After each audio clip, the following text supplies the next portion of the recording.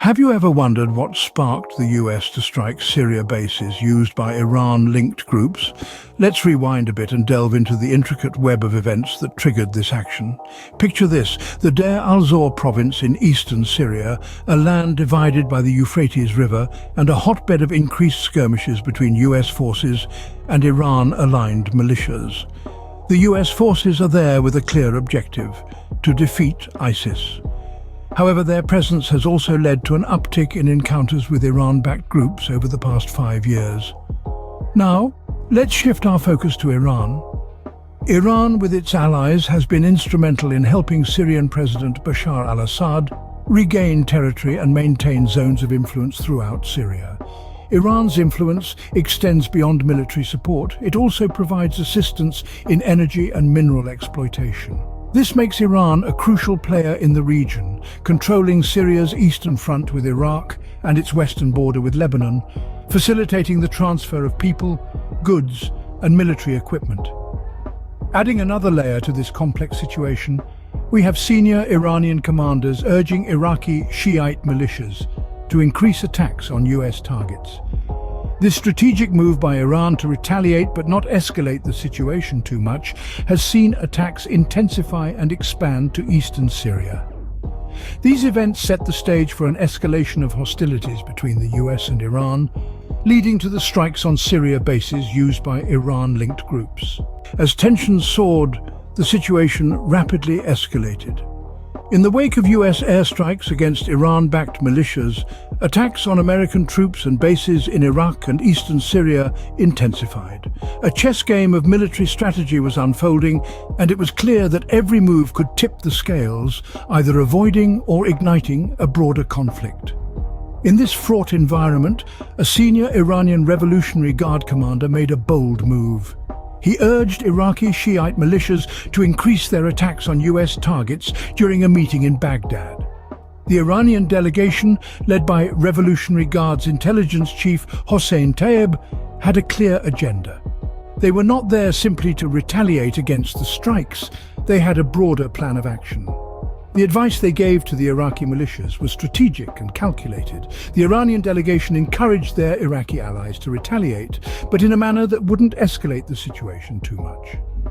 They were playing a dangerous game, walking a fine line between retaliation and escalation, testing boundaries and gauging reactions. Furthermore, they suggested that the attacks should not be limited to Iraq but be extended to include US forces in Syria. This advice came with a practical toolkit. The Iranians provided aerial maps of US positions in eastern Syria to their Iraqi allies, indicating a well-planned, coordinated strategy. This meeting, which took place in Baghdad's Jadiriya neighborhood near the US embassy, was seen as a pressure tactic by Iran. The underlying objective was to push for a return to the 2015 nuclear agreement. However, it also marked a significant shift in the conflict dynamics in the Middle East. The Pentagon expressed deep concern about these developments. The attacks were not only intensifying but also expanding in their scope and geography. An alarming instance was a rocket barrage on the Ain al-Assad airbase that injured 2 American service members. These developments marked a significant escalation in the conflict, setting the path for the US to strike Syria bases used by Iran-linked groups. In the wake of rising tensions and escalating attacks, the US made a decisive move. The American forces targeted Syria bases used by Iran-linked groups, marking a significant shift in the conflict.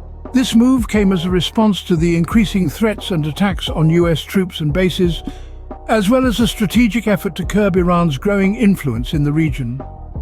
Around the same time, President Joe Biden was visiting Israel amidst a backdrop of escalating turmoil in the Middle East. This trip, originally intended to show solidarity with Israel following recent Hamas attacks, was overshadowed by an unfortunate incident. A hospital in Gaza was attacked just before Biden's arrival, sparking outrage and fears of a broader regional war. In the face of these mounting tensions, the US took a firm stance.